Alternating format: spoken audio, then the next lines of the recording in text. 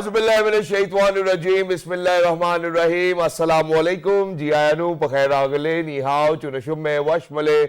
Ohio Gonzaimas, Guten Morgen, Hola, Boyo, Privyet, Kaifahal, Halishuma Chatore, Ahlan Wasal, Marhaba. Buna, mucho gracias, Swabia, Balli Kare Aya, Hosh Galden, and Ayosaya, Huyamura, Chivato, Chihal, Jod, Kalimera, Khairutan, and a very warm welcome to everybody who's tuned in to PTV World and watching World this morning. Alongside my very well-learned colleague who happens to be Miss Hajar Satti. I happen to be Shahzad Hassan Khan, and we hope and pray that everybody out there is doing wonderfully well and that you're ready to kickstart your day with us. But first things first, hello Hajar, Assalamu Alaikum, how are you feeling today? Walaikum Assalam, thank you so much Jazakallah Khair for introducing me. Shahzad. So Islamabad has been receiving, and not just Islamabad, the entire country has been receiving the fresh bouts of shower for quite some day, and it's amazing how the weather is turning around. But I think we will talk about the weather and we will talk about the pleasant effects of this rainy season weather on our health. But before that, I think we need to quickly jump onto our segment, which is related to our self-defense, right? So Shahzad, mashallah, you have 3 daughters, alhamdulillah, right? And there's generally a recognition within the parents, and then there is awareness within the parents that they need to teach their kids, generally daughters, not just daughters, also their sons, and I mean both the genders, about the importance of self-defense. And I think karate stands out in this regard. So there are lots of belts, you know, brown belts, black belts, and golden belt, and what does these colors symbolizes and how significant it is to have it. And we have some examples inside our studio who are actually going to talk about it. And in addition to this, Hajar, you know, because the previous week and, you know, we have been always kind of talking about all of those children who've actually made Pakistan proud. So imagine that this amazing lady who will be with us, you know, in a while as well, we will be introducing her, actually won a gold medal. You know, there was this competition which was held at NED University, Karachi. From 26th till 28th of January, she went over there, and within the 47 kg category, ladies and gentlemen, she's actually won herself a gold medal. I think that's something that we really need to be proud of as well. And I'm not really sure whether there's a golden belt or not, but I'm sure about the black belt. Well, ladies and gentlemen, we're very lucky that we have been joined by an Asian medalist, her coach as well, who's with us. You know, he happens to be the CEO of the Masters Academy. First up, ladies and gentlemen, the teachers are always our top priority as well. So we're very lucky that we have been joined by Mr. Muhammad Adnan Aslam Saab. Hello sir, Assalamu Alaikum, good morning. How are you feeling today? Walaikum Assalam, good morning, I'm good. And thank you so much for joining us. Wonderful to have you. And alongside him, ladies and gentlemen, his student, you know, who's actually going to make herself and her family and Pakistan proud in days to come because she wants to compete on an international level. She happens to be the gold medal winner from the Cadet National Karate Championship, and she is Miss Hania Naqib. Hello, Assalamu Alaikum, Bete. Congratulations and thank you so much for joining us. Walaikum Assalam. Thank you so much. How are you doing, Hania? And Hania, before we start our segment, we want to ask you, especially on a lighter note, so if your siblings are not listening to you, if you have any, especially, or if you have cousins or friends, so do you apply your karate techniques on them to make sure that they listen to you? Not or are they scared of you? Maybe, I don't know, but I think they would be. Exactly. But obviously, you know, I think that, you know, when I started to kind of learn karate, all the karate exercises were with my siblings as well. But very quickly, let's talk about your journey as well. So when did you got to know about the Masters Academy?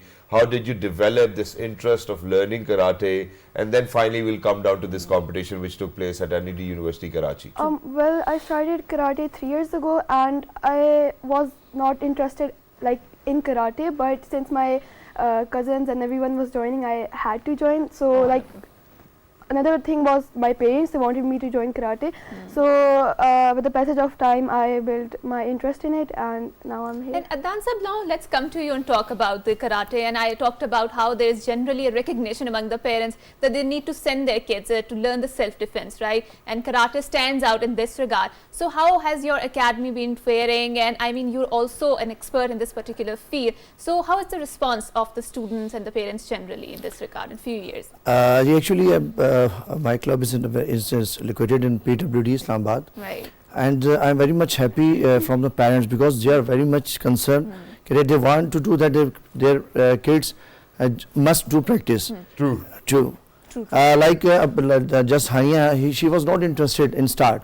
But with the passage of time, with this environment, she built his confidence and she built his interest. And now she's a champion. after 3 years.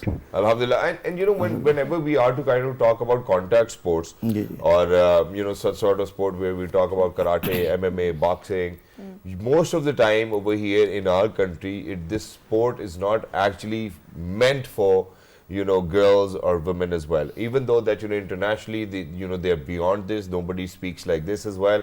How do you think? Do you think that when we talk about the influx of both the genders towards this contact sports, do you think that it's equal? Do you think that there needs to be more work done to make sure that we raise awareness? Yes, you are very right. In previous, if you see the girls or your ladies is always neglected, especially in karate. Okay. And the parents don't want to send their girls to martial arts academies. True. Because they think it's only for boys. Yeah. But with the passage of time, and I also working on it, I'm also conducted so many seminars on female self-defense. True. Right. I've recently I went to a Cust University where I conducted a seminar on female Yeah, we self-defense. saw the pictures. Yes. Yes. And so it is a time for equal gender. For in self-defense, because why they don't want to learn, because they have full right to learn self-defense. And how many categories are there, especially when we talk about the demarcation among the belts, right? So Shehzad mentioned that there's a black belt, and I mean, what are the colors and what does Brown, these yellow, colors green. signify? Actually, in different style, different types of belts and different gradings and different levels. Right. Normally in Japanese culture, the normal sequence is from the starting belt is white belt, Okay. and the second is yellow, then orange, green, blue, and some purple and brown, and then black belt. It will take minimum 4 to 5 years to get the black belt. And do we have a golden belt as well? Yes. Really? No, it's not generally it's golden like belt. Somebody That you've done it all. actually it's the upper superior level is 10 down, 10 down red belt. Okay. Okay. But little bit I heard that he's a golden belt, he is a supreme belt, but normally the red belt 10 down is well, that's wonderful. But Right. Adnan sir, there's one more question. That is that obviously you have your own academy, you're training kids. Alhamdulillah, they're doing wonderfully well. We will ask about the competition as well. But you happen to be yourself an international karate player. You happen to be an Asian medalist. You happen to be a black belt 4th Dan as well. You're a karate judge. So for you to learn all of these things back in those days, how did you manage to do it? Because there weren't a lot of academies or people who were coaching or teaching karate back in those times. Yes, actually. Or were you self-taught as well? कि चलो मैं खुद ही कर लेता हूँ. No, actually I started my martial arts career in early 90s. It's more than 3 decades now. MashaAllah. Alhamdulillah. And I did different, like not only karate, I'm also expert in kickboxing as well. Wow. Oh, wonderful. And I joined only one academy in past. My teacher was the late Sir Muhammad Ijaz. Wow. Ijaz Ahmed Siddiqui. He was a black belt 4 dan at that time. But he passed away in 2000. Right. And then after that, I joined different institutions and different affiliations. And I started my career again, and I also went for refereeing and judging as well, not only as an athlete, as an official as well. So Alhamdulillah, I'm now I have different branches as well. I'm extending my Alhamdulillah. this passion towards a young generation. So is this very sorry, but that I'm taking a little longer because where credit is due, it's due, and we need to talk about it. So when we talk about your expansion of the passion or the work that you love the most, is it more of a business now, or do you think it's more of teaching kids and that's what you want to do? It's more of you driving your passion, Actually, or is it mix of both? in overall, if you see, it's a mix because mostly coaches. And I yeah, respect mostly your academies. honesty as well. Definitely, they are also doing a business and they are also coaching. Yeah. But in my aspect, I am not concerned about the business because it's my passion. Right. Or So if anybody who's watching our show right Yes. now, they stand up and they're like, okay, we were looking for a great coach and mentor, and we probably cannot afford to go to an academy. Do you think that your academy will be there to train them? To yeah, have yeah, them? definitely, I'm here. We Wow, are that's academies wonderful. there. I think that's the only thing which I Yes, wanted to yes, listen yes. to as well, which is why I'm going to move on to Miss Hania now. So Hania, your journey started 3 years ago, if I'm not wrong. You're at the brown belt already, so you've surpassed quite a lot of difficulties and challenges as well. You weren't a willing child to do karate, but now you all of a sudden are a gold medalist. Let's talk about the competition. How was the competition? How was it for you to go over there, And for participate? how long have you been training in this program? Well, the competition was difficult because it was a national level. Okay. My first fight was with Balochistan, the second one was with I Right. guess KPK, and the third one was with Punjab. And who was the toughest of them all? The last one. The last because one? we got equal points, and then there was a lot of like. And Wow. for how long have you been training in this particular? I've been 3 years. And what are your extracurricular hobbies or extracurricular activities that you engage apart from the karate? I think cycling, skating, and swimming. So you've always been an outdoor person. Yes. I think that's wonderful. But when you train, you know, for example, when Saradnan was training you, he was coaching you, True. did you actually have to look after your nutrition as well? Or, did you go through a very vigorous sort of a training that, okay, if I have to achieve this, if this is my target, I really need to be disciplined. So take us through your training. Was it like waking up at 6 in the morning, going for training, coming back, going to school, stuff like that? It was quite intense before nationals, but yeah, you're right. Like we need to take care of our diets while doing sports. Like I recently had pneumonia because I did intense training, so that's why I got weak.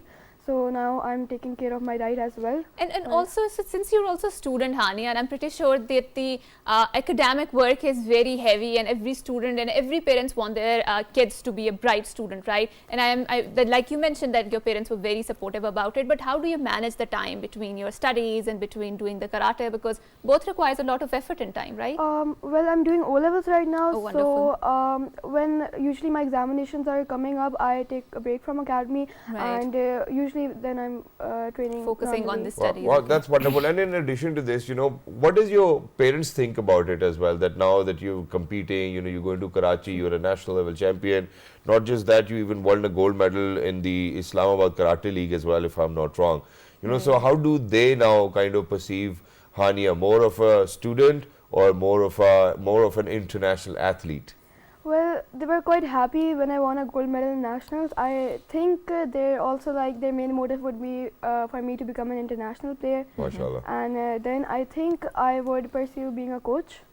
Really? Yes. So that's the line of action that you've chosen for yourself. I'll move on to Saradnan over here as well. Now Saradnan, alhamdulillah, with all your hard work, with all her hard work, all the support that she's gotten from her peers, from her parents and friends, now she wants to be an international athlete. Now, how do you think that the Masters Academy or your services as a coach can actually help her attain that level? Because for now, even this is shocking for me that for somebody who was recovering from pneumonia, went to Karachi, it was on 26th to 28th of January, won a gold medal, came back. This means that she's got the talent, alhamdulillah. She has a very great talent. Or when she was become a champion in Islamabad Karate League, at that time she was also suffering from pneumonia. Oh. And before final she was not coming in my club. She's very energetic. She was on that sick means. leave. Oh. But alhamdulillah she won the final match in Islamabad Karate League. MashaAllah. Interesting. And he's I'm very much happy that now she's a national champion at the age of 13 years. MashaAllah. Or inshallah she has the potential to get the international medal for Pakistan. Or inshallah she will represent Pakistan in international matches. But the competition is going to get tougher. I think that's one thing that we really need to prepare her as well. Yes, definitely, because I have international exposure and I know very well about how to compete with other international players. Inshallah I will teach, and my other students are also they have very potential. Okay. Inshallah I'm confident that they will inshallah Right. bring medal for Pakistan. Right, and Shehzad, we've seen especially in the international university, so if you have some sort of medals in the sports, you see that they encourage that a lot and you get a lot of sports-based scholarships. So it's very amazing that how our young kids are interested in such sort of sports. Now Nansa, moving on to you, since you have an academy and you're seeing that there is an interest, how do you see the scope of martial arts inside the Pakistan, especially because in international arena it is particularly very developed, people are already sending it, but I think in Pakistan it's relatively a newer concept. Definitely in past there was no scope for martial Right, art, but right now because which schools I'm are saying, interested, right? definitely right now there is a very big scope, a very good scope, because not only schools, even now parents, they are Right. also very much willing, like Hania's parents, and I have so many parents in my academy, even their kids are not willing to come academy, but because of their parents, Right. they are coming and they are practicing, Right. and with the passage of time their interests are increasing, Right. and they are becoming champions.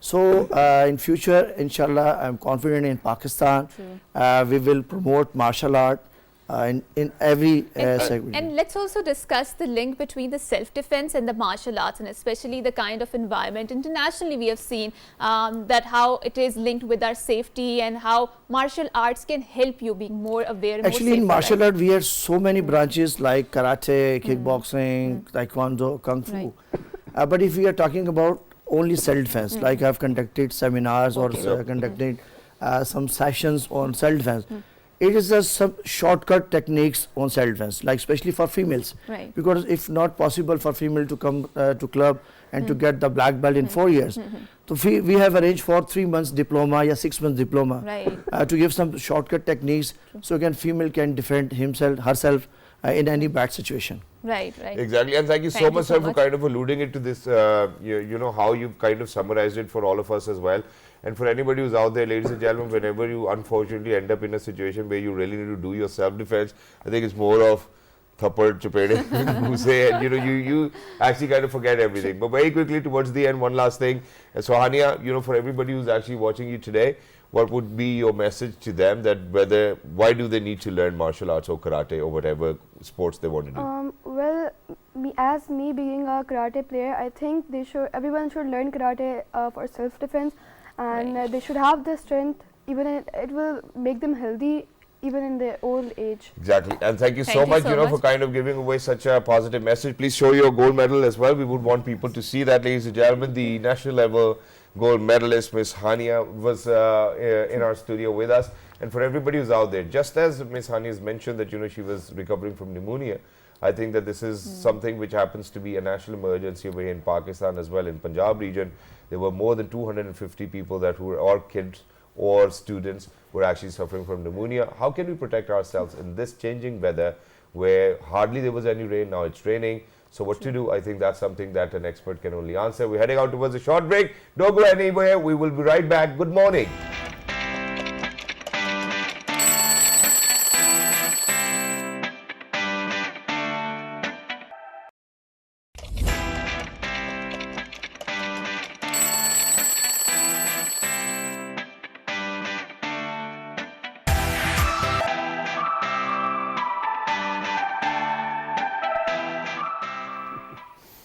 Welcome back, and before going on to the break, Shahzad alluded to the fact that what are we going to talk about in this segment, which is unfortunately the prevalence of pneumonia, especially inside our country because of the rainless winter we were experiencing and of the closed spaces that this bacteria particularly thrives in. And before we delve into this segment, I would like to share few stats, that too from the WHO, because WHO says that 14% of all of the deaths of the children happened because of this particular bacteria, and there were 740,180 children, particularly under the age of 5, who died because of this bacteria. So what are particularly the causes of that, and why it is more prevalent among the children, and why children are a more vulnerable group when it comes to pneumonia? We are going to talk about it. So we are very glad that we have been joined by Dr. Usman Zafar, who happens to be the professor and also a doctor of the medicine. Assalamu alaikum, sir, and thank you so much for coming to our show. Thank you very much. So Dr. Saab, let's talk about the pneumonia. And since we had a very rainless winters, and it has been quite some time since we received the rain, and alhamdulillah it has been raining. So what are some of the risk factors that particularly make children vulnerable to this particular disease? For children, especially malnutrition is a big factor. Okay. Yes. In Pakistan, malnourished children, underweight children, those who are not vaccinated, Right. those children who are not breastfed, Okay. they are the ones who are at a high risk of developing this condition. Exactly, in but when childhood. we talk about this particular condition, Right. obviously, you know, we've seen such an outbreak over here that, you know, just in Punjab, there were more than 250 children Oh my God. who were diagnosed with pneumonia as well. And obviously, it is because of the fact that, you know, that it's winters, it was dry, cold weather, and we at times are not very careful. So imagine that, you know, if my children are walking bare feet, you know, I would want them to wear slippers, but they're not going to wear slippers because they're children. So how do you think as parents that we can look after for all those causes which certainly are not because of being malnourished, not being breastfed, because obviously there might be a lot of children who are not breastfed. Now, how do you think that the parents can look after them? So what are the preventions that we can kind of consider? And particularly, what is the difference between a child who is malnourished and a child who is not who is healthy and who is nourished? So what are the risks, I mean, particularly when we compare both of these cases in developing or contracting pneumonia? Yes. So pneumonia is basically caused by viruses or bacteria. Right. So these are contagious conditions in which a person will get this virus or bacteria from another one who is already suffering from the disease. So this transmission can be prevented at our home, at the level of our homes or schools or other institutions where the children go. And for that purpose, if a children is sick, he should be prevented from attending his school. The teacher should tell the parents the children is sick, they should not send him to the school, so that the other fellows do not get this condition. And same goes for the parents as well, that they should be careful that if their child is sick, he should not be sent to the school. Right. So it is one part of preventing the condition, that the transmission should be isolation. Right? Yes, the transmission should be broken. The other thing is that cold weather, yes, it predisposes a child to get this condition. So taking care of the clothing of the children, taking care of their footwear, as you were talking about, and for their diet as well. So a good diet, a warm clothing, keeping them warm inside the home.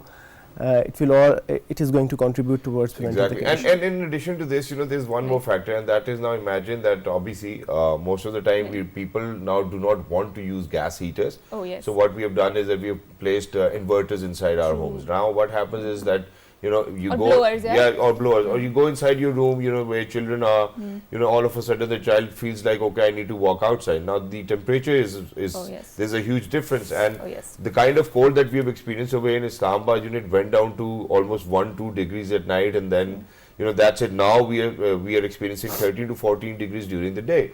So imagine there's such a larger transition from one room to another room. We do not have centrally heated or air-conditioned houses over here. So how do you think? Do you think that this can be one cause? No, even if it has some impact, and that is going to be very minor. Okay. The major thing which impacts the prevalence of this condition in the community is whether the community is vaccinated or not, whether the community is in general healthy or not. These are the two important factors. And at an individual level, the most important factor is the underlying conditions the person is suffering from. Okay. Malnourishment, poor health, suffering from other conditions like allergies. Yes, and respiratory conditions, already existing respiratory conditions like asthmas. So these are the things which are going to predispose a child for getting pneumonia. So these are the most important factors, and they should be the ones the parents should be taking care of. Right. And Dr. Saab, also let's compare and contrast a child who is healthy, who is not malnourished, versus a child who is malnourished, right, or undernutrition. So how are the both responses going to be given to a child who has developed this or contracted this particular bacteria called pneumonia, right? And why it is particularly prevalent among the children, or are the children only vulnerable to this particular bacteria, or also adults are also predisposed to this disease? Or does it have to do with your immune system as well? Yes, it has to be. It has to do very much with the immune system. Okay. And it is the immune system which we boost by giving vaccinations to the children. Okay. Right. So vaccinations are part of the EPI program, in which all children are mandatorily vaccinated for other conditions as well as pneumonia. So parents should be educated that they should complete their vaccination, the vaccination course of their children. So, and talking about the vaccines, are we speaking of those vaccines which a baby would get, as soon as they land on this planet Earth as well? Or are we talking, when we talk about pneumonia, is it a vaccine that you need to give a child at the age of 2 years or 3 years? So, please take us through as well. No, these vaccination, the Pakistan's EPI program, the vaccination program in our country already has vaccinations against pneumonias and other respiratory conditions. So if we just go through the standard protocol of vaccination, So the children will be vaccinated against the most important causes of pneumonias. No, but the sole reason why I'm asking you this question is that now imagine that 250 or more children are actually now suffering from pneumonia. Does that mean that none of them got the vaccination? No, it doesn't mean that, because there are other viruses or bacteria as well which can cause this thing. Okay. Secondly, underlying conditions sometimes will not let a child develop immunity in response to the vaccine. All right, and, Yes. and in addition to this, when we speak of pneumonia, how do you think that parents can actually detect it a little early and seek help? Because usually Yes. we do have parents over here who have this habit of self-medication. Calpol de deo, Panadol de deo, 2 katre de deo. No, self-medication is not the solution. I think early identification of symptoms is very important for Please the take parents. us through that. Yes, the most important symptom for pneumonia is cough. Okay. Okay. Cough along with high-grade fever. If a child is sick, he will not eat well. If his breathing is labored, his ribs are indrawing, he is visibly tired. Usually, the Yeah, children yeah. are not Yes. tired Yeah, even but if they are sick. Even then they are running about. So if a child sits down or lies down and he is very tired, then the child should be taken to a doctor, and then he is the one who will decide whether he should receive an antibiotic or not. And let's also talk about the antibiotics, because there's lots of discussions, especially within the Pakistani community, within the medical fraternity, about the inefficacy of the antibiotics. So, right, we have sort of developed a resistance to the antibiotics. So, how important is the antibiotic in this entire equation? And also, Dr. Saab, let's talk about the risk factors, because crowded spaces are causing pneumonia. Like you mentioned, the isolation is important. Yes. But how important is the parental smoking in contributing towards this particular bacteria? Well, firstly, I'll talk about the antibiotics. Antibiotics should not be given by the parents themselves. Okay, Self-medication is very harmful. Right. Many a times the condition is viral, and an antibiotic is not going to do any good to the patient. True. Right. Secondly, choice of antibiotic also is very important. Some antibiotics work well in respiratory conditions, Right. others are for other conditions. Right. So it is a doctor who should be the one who is prescribing antibiotic, and even sometimes doctors are pushed by the parents to write an antibiotic for their child or for themselves. So that is not a good thing. Right. Antibiotic resistance is a worldwide problem, and there are many bacteria, many bugs which are now multi-drug resistant. Okay. And these multi-drug resistant bacteria are a very big threat to our future. True. One of the biggest problems we are going to face in the coming So what is the times. remedy? I mean, if not antibiotic, then what is the No, solution? antibiotic is a solution. Right. Antibiotic should be given where it is indicated, but it's Right. a healthcare professional, a medical doctor who should decide on the basis of his knowledge whether a person needs it or not. But also there is an over reliance on antibiotics as well, and not just in kids. I believe that even with our elderly people, what we do is that unfortunately if there's something wrong, antibiotic, please use antibiotic. So and that's what everybody is doing. And when we speak of the resistance, I alhamdulillah happen to be one of the brand ambassadors for this international organization who actually fight for it as well, and we kind of convince people that please do not use antibiotic Yes. unless that you require it or unless that you need it as well. But for people, unfortunately, because that's the issue that we are facing, if they are antibiotic resistance, there can be multiple formulas. If it's not working, what other solutions do we have to treat pneumonia? If a person is suffering from a resistant bug, Yes. so in case of resistant bugs, in our practice, we go for cultures. Okay. Cultures are methods in which the bacteria which is causing the disease is grown on a petri dish in the lab, and then we test different antibacterial agents, and the suitable agent is identified, and that particular agent is then introduced to the patient. Exactly. And when we talk about that as well, do you think that such cultures will actually give us enough time to kind of let the doctors figure out whether what antibacterial agent is going to kind of kill that bacteria that we are living with? No, we have Do many. we have enough time for that? Yes, we have many methods, and and these methods can detect the things very early as well. And the specificity of an antibiotic for a particular bug can also be detected now very easily. And actually, this is the way in which medicine should be practiced nowadays, and if we also- want to fight this antibiotic Right, resistance. right. And Dr. Saab, let's also mention and talk about parental smoking and how it is also a risk factor contributing towards the pneumonia. Smoking is a risk factor, yes. Right, right. All smokers at a higher risk of developing chest conditions, including pneumonias. Okay.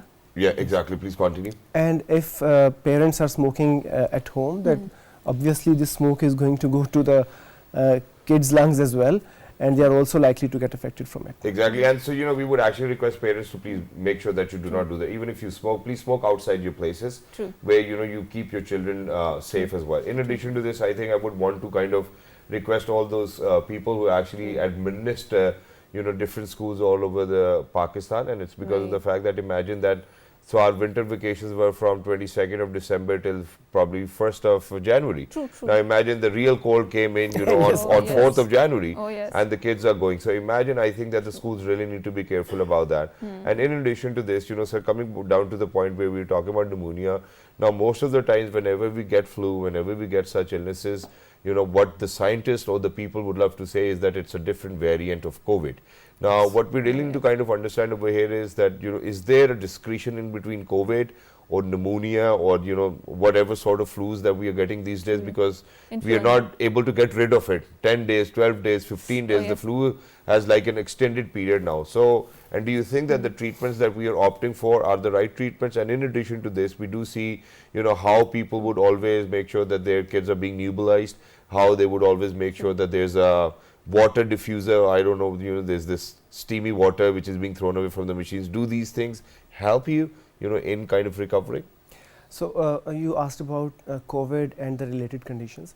So COVID is just a viral illness. Okay. This viral illness can have many Variants. different grades. Yeah. So sometimes it's just asymptomatic, sometimes there are very mild symptoms, upper respiratory tract symptoms, and in very severe conditions it can cause a pneumonia as well, which will be a viral pneumonia.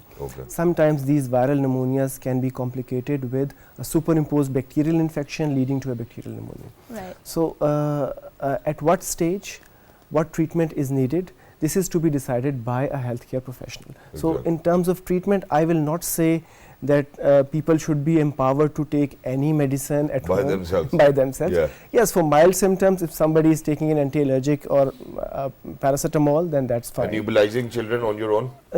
Nebulizing children on their own is also not very recommended. Yeah, because they put some saline water, I don't know what. Yes, nebulization with saline is okay, but nebulization with a drug is not good. Right, and unfortunately we're really short on time. Thank you so much, Dr. Saab, Thank for you. coming here, for having this wonderful conversation. And we will bid you farewell until next time. It's a goodbye, Allah Hafiz, and good morning. Good morning.